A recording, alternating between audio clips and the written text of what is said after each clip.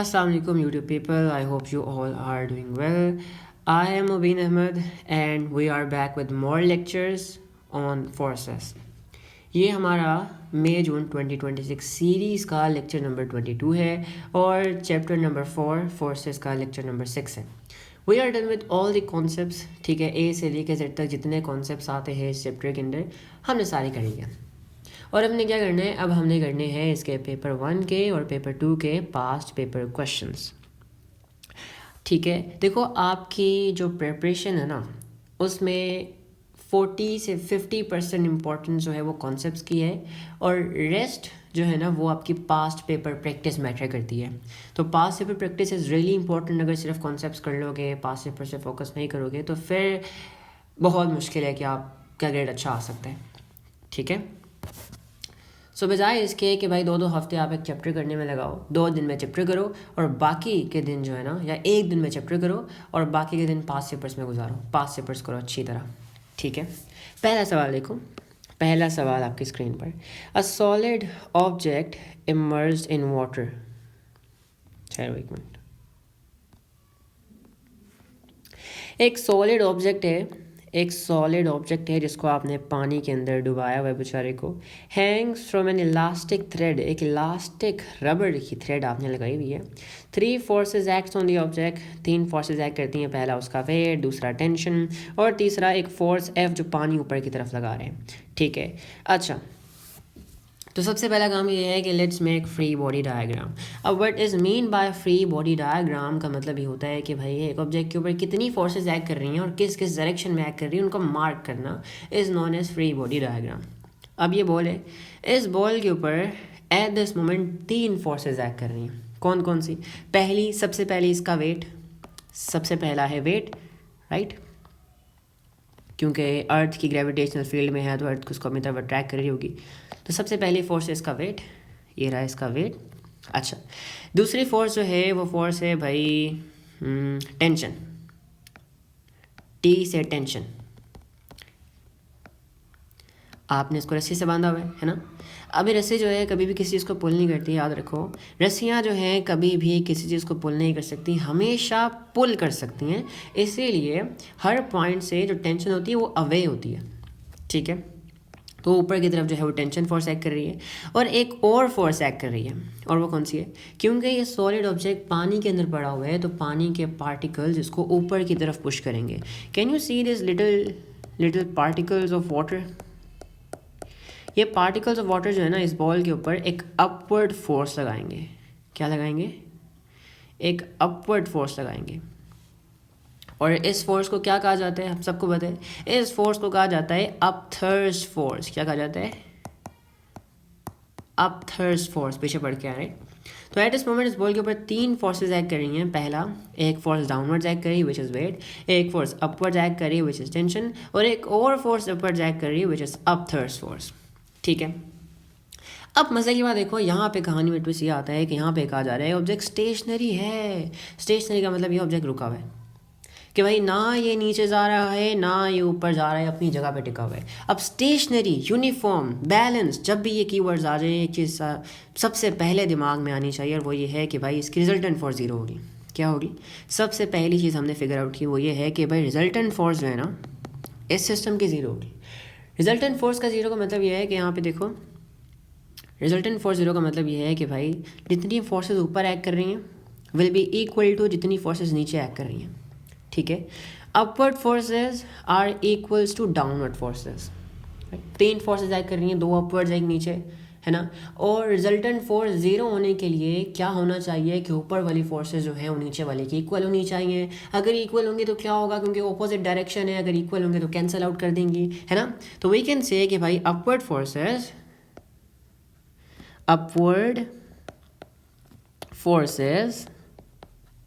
Are equal to downward forces. ठीक है, अब यहाँ पे एक चीज़ देखो, अपवर्ड फोर्सेस क्या है. यहाँ पे 2 अपवर्ड फोर्सेस एक्ट कर रही हैं. पहला क्या है? पहला आपके पास टेंशन एक्ट कर रही है. दूसरा एफ. ये एफ क्या है? एफ जो है वो अपवर्ड फोर्स है जो पानी के पार्टिकल्स लगा रहे हैं, अपथर्स्ट फोर्स है. ठीक है, तो ऊपर फोर्सेस कौन सी एक्ट कर रही हैं? ऊपर आपके पास दो फोर्सेस एक्ट कर रही हैं। पहली फोर्स जो ऊपर एक्ट कर रही है वो कौन सी है? वो है tension.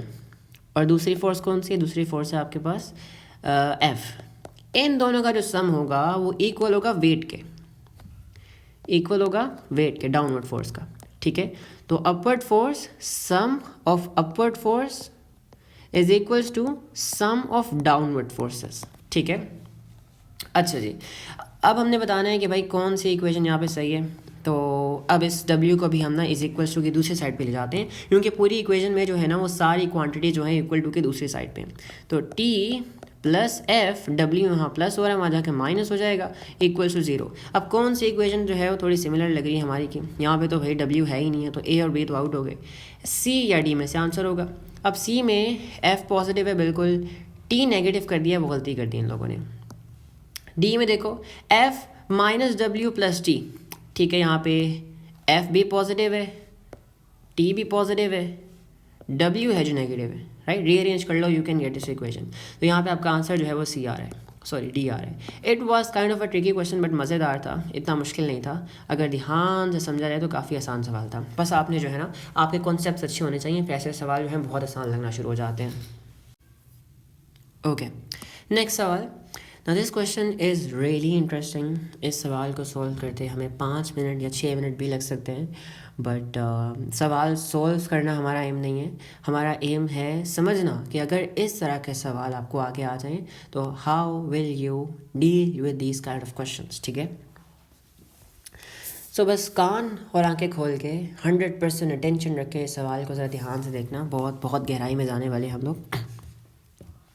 A car of mass 800 kg, एक गाड़ी है जिसका मैस है 800 kg, एंड भाई it has a forward acceleration, जिसका मतलब ये है कि गाड़ी फॉरवर्ड डायरेक्शन में मूव कर रही है, और इसकी जो एक्सेलरेशन है वो 2.5 मीटर्स पर सेकेंड स्क्वायर्ड है। एक फ्रिक्शनल फोर्स एक्ट कर रही है जो है 1200 न्यूटन्स की। अब फ्रिक्शनल फोर्स क्या होती है? ये एक बेसिकली फोर्स है विच अपोजेज द मोशन। इसका मतलब ये है कि अगर आपकी गाड़ी फॉरवर्ड डायरेक्शन में मूव कर रही है तो आपकी रेजिस्टेंस फोर्स जो है वो बैकवर्ड्स एक्ट कर रही होगी। ठीक है, अच्छा जी, अब वो कह रहे हैं कि भाई गाड़ी जो है वो ड्राइविंग फोर्स कितनी लगा रही है इंजन की वजह से, वो निकाल के बता दो। अब 1 in a million टिप वो ये है कि whenever in a question you are given a scenario, ठीक है, यहाँ पे आपको एक सिचुएशन क्रिएट करके दी हो, so the safest bet is to make a diagram, is to make a rough sketch. अगर नहीं बना के दिया हुआ तो मेक श्योर करना कि हमेशा बनानी है। ये आपको क्वेश्चन को समझने में ज़्यादा मदद करेगी, और जब क्वेश्चन समझ आ जाएगा तो ज़्यादा चांसेस होंगे कि आप उस सवाल को सही करके आओ। ठीक है, तो एक गाड़ी है प्यारी सी हमारे पास, इस गाड़ी का मैस है 800 kg, और आपसे कहा गया है कि गाड़ी 2.5 मीटर्स पर सेकंड स्क्वायर से मूव करी आगे की तरफ, और इसके ऊपर एक बैकवर्ड्स फोर्स एक्ट करे विच इज़ 1200 न्यूटन्स। ठीक है, अच्छा, अब आपको एक चीज़ याद होगी कि हमने ना एक चीज़ पढ़ी थी न्यूटन के सेकेंड लॉ में। वो क्या पढ़ी थी कि भाई force is equal to M A, है ना। अब ये force is equal to M A वाला फॉर्मूला जो है ना, इसमें जो फोर्स है ना ये स्पेशल फोर्स है। इस फोर्स को कहा जाता है रिजल्टेंट फोर्स, रिजल्टेंट फोर्स। ठीक है, इसका मतलब ये है कि हम इस गाड़ी के मास को और इसकी एक्सेलरेशन को यूज़ करके क्या निकाल सकते हैं? हम निकाल सकते हैं रिजल्टेंट फोर्स निकाल सकते हैं। अब ये रिजल्टेंट फोर्स होगी क्या? मेरी बात ज़रा आप ध्यान से सुनना, ठीक है। गाड़ी के ऊपर एक फॉरवर्ड फोर्स एक्ट कर रही होगी जो इंजन लगा रहा होगा, और एक बैकवर्ड फोर्स एक्ट कर रही है जो कि फ्रिक्शन है, राइट। अगर हम इन दोनों का रिजल्टेंट निकालें, अगर हम इन दोनों का रिजल्टेंट निकालें तो वो होगी हमारी रिजल्टेंट फोर्स, और ये एफ हमें यहाँ पे बता रहे हैं, ये एफ हमें यहाँ पे बता रहा है। मतलब हम मास और एक्सेलरेशन को यूज़ करके ये रिजल्टेंट फोर्स निकाल सकते हैं। रिजल्टेंट फोर्स ये बताती है कि कितनी फोर्स आपको चाहिए इस गाड़ी को 2.5 मीटर्स पर सेकंड स्क्वायर से एक्सेलरेट करवाने के लिए। ठीक है, अब जाहिर सी बात है गाड़ी को उससे ज़्यादा एडिशनल फोर्स लगानी पड़ेगी, क्योंकि फ्रिक्शन फोर्स भी एक्ट कर रही है ना। तो फ्रिक्शन फोर्स को कैंसिल आउट करने के लिए गाड़ी को एक्स्ट्रा फोर्स लगानी पड़ेगी। तो पहले हम लोग क्या करेंगे, इस मास और एक्सेलरेशन का यूज़ करके रिजल्टेंट फोर्स निकाल लेंगे, जो हमें ये दोनों फोर्सेस देंगी। इन दोनों फोर्सेस का जो रिजल्टेंट फोर्स देंगी वो हम यहाँ से निकाल सकते हैं, ठीक है। और फिर इस रिजल्टेंट फोर्स का यूज़ करके हम अपनी फॉरवर्ड फोर्स निकाल सकते हैं। अब मैं आपको करके दिखाता हूँ, let me show you guys, ठीक है, let me show you guys. Okay, mass given है, एक्सेलरेशन गिवन है, मास और एक्सेलरेशन का यूज़ करके हमने रिजल्टेंट फोर्स निकाले विच इज़ 2000 न्यूटन्स। इसका मतलब ये है कि इस गाड़ी को इतनी एक्सेलरेशन से एक्सेलरेट करवाने के लिए आपको 2000 न्यूटन की फोर्स लगानी है, ठीक है, 2000 न्यूटन की फोर्स लगानी है। लेकिन there is a friction force as well. अब इसका मतलब क्या है, ध्यान से देखना कि अगर आप इन दोनों फोर्सेस का, एक ये फोर्स और एक ये फोर्स, अगर आप इन दोनों फोर्सेस का रिजल्टेंट निकालते हो ना, रिजल्टेंट निकालते हो तो वो इक्वल होगा 2000 न्यूटन्स के, जो हमने अभी फाइंड किया, ठीक है। अब एज्यूम करो कि अगर आपको यहाँ पे वैल्यू गिवन होती है तो आप रिजल्टेंट कैसे निकालते हैं। सबसे पहले देखते हैं कि क्या both this forces are parallel. जी, बोथ फोर्सेस आर पैरेलल। अब देखते हैं कि भाई क्या वो सेम डायरेक्शन में एक्ट कर रही हैं या ऑपोजिट डायरेक्शन में, ऑपोजिट डायरेक्शन में एक्ट कर रही हैं। तो ऑपोजिट डायरेक्शन में एक्ट कर रही है तो आप क्या करते हैं कि आप बड़ी फोर्स में से, विच is in this case forward force, बड़ी फोर्स में से माइनस कर देते हैं 1200 न्यूटन्स को, ठीक है। और ये आपको आपकी रिजल्टेंट फोर्स देता है which is in this case equals to 2000 newtons. अब क्या आप यहाँ पे फॉरवर्ड फोर्स निकाल सकते हो? बिल्कुल, आप यहाँ पे फॉरवर्ड फोर्स निकाल सकते हो। और वो कितनी है? वो आपके पास होगी forward force is equals to 2000 minus 1200, ठीक है। Forward force is equals to 3200 newtons. I hope it make sense. ये है आपका answer. Your answer is D. Your answer to this question is D.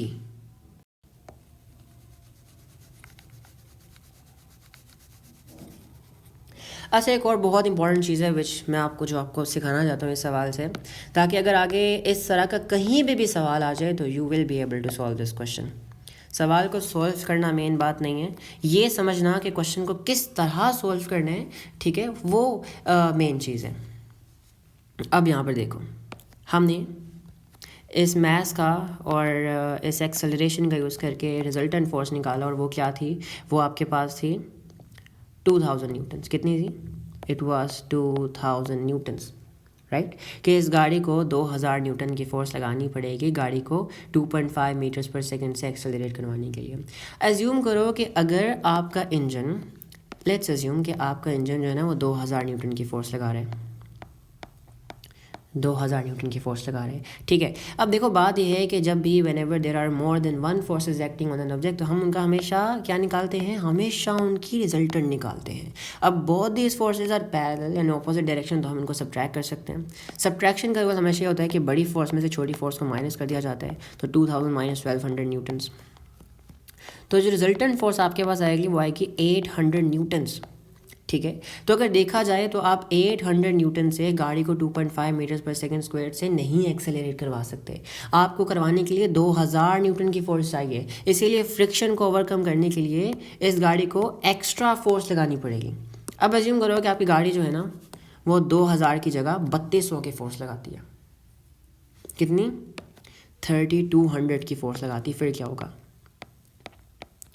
3200 की फोर्स लगाती है। अगर अब इनका रिजल्टेंट निकालो तो फिर कितना आएगा? देखो, अगर अब इनका रिजल्टेंट निकालोगे तो 3200 माइनस 1200 आपको जो रिजल्टेंट फोर्स देगा वो हो गया 2000 न्यूटन्स।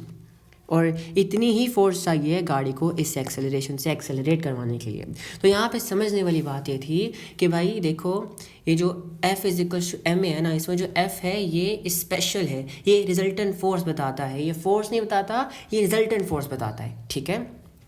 ये आपको हमेशा रिजल्टेंट फोर्स बताता है, क्योंकि गाड़ी जो होती है ना वो एक्स्ट्रा फोर्स लगाती है, because it has to overcome the frictional forces as well. अब देखो, जैसे गाड़ी ने अगर 2000 न्यूटन की फोर्स लगाई, उसमें से 1200 तो माइनस हो जाएगा, बचा 800 से आप इतनी एक्सेलरेशन नहीं प्रोड्यूस कर सकते, इसलिए आपको एडिशनल फोर्स लगानी पड़ी। उस एडिशनल फोर्स में से 1200 ने फ्रिक्शन को ओवरकम किया, बची 2000 ने गाड़ी को इस एक्सेलरेशन से एक्सेलरेट करवाया। ये समझने वाली बात थी। सवाल को समझना बहुत ज़रूरी है। ऐसे सवाल आपको बहुत बेशुमार मिलेंगे जहाँ पे आपको मैस दिया होगा, एक्सेलरेशन दी होगी, और यहाँ पे आपको फ्रिक्शनल फोर्स दी होगी, या फिर आपको वो फोर्स दी होगी जो आगे ड्राइविंग फोर्स दी होगी, ठीक है, एंड आपने इन दोनों में से कोई एक चीज़ निकालनी होगी। I hope this question make sense. आगे आ जाओ। ओके, नेक्स्ट सवाल, question number 3, which list contains only quantities that can be changed by a force. आपको 4 ऑप्शंस गिवन हैं और चारों ऑप्शंस में आपको 3 क्वांटिटीज़ गिवन है। उन्होंने आपसे कहा है कि बताओ भाई किस लिस्ट के अंदर ऐसी क्वांटिटीज़ मौजूद हैं जिनको आप चेंज कर सकते हो फोर्स लगा के, ठीक है। अगर एक एक करके देखा जाए तो ए में क्या कहा जा रहा है, ए में सबसे पहले मास आ रहा है। ओके, चलो मास को छोड़ो, पहले शेप को देखते हैं। तो क्या आप फोर्स लगा के किसी चीज़ की शेप चेंज कर सकते हो? ज़रा इमेजिन करो कि आपको मैं एक क्ले ला के दूँ, आप क्ले को फोर्स लगा के पुश करके पुल करके दबा के प्रेस करके और पुल करके किसी भी शेप में ला सकते हो। या फिर अगर आप बहुत दमदार इंसान हो, मैं आपको एक टेनिस बॉल ला दूँ और आप उस टेनिस बॉल को दबा के कुछ ही हाल कर दो उसका, तब भी आपने टेनिस बॉल की शेप चेंज कर दी है ना। आप एक लोहे को भी मोड़ सकते हो, अगर आप बहुत ही ताकतवर हो तो आप अपनी स्टील की चम्मच को भी मोड़ सकते हो, ठीक है। तो बिल्कुल हाँ, आप फोर्स लगा के किसी भी चीज़ की शेप को चेंज कर सकते हो। तो फोर्स से शेप चेंज होती है, समझ आ गई। अगर वेलोसिटी देखा जाए तो एज्यूम करो ये आपका हाथ है, आपके हाथ में एक बॉल पड़ी है और उस बॉल की वेलोसिटी क्या है, एट दिस मोमेंट 0 है, वो रुकी हुई है। अब आपने ये किया कि भाई आपने अपने हाथ से बॉल को पुश किया।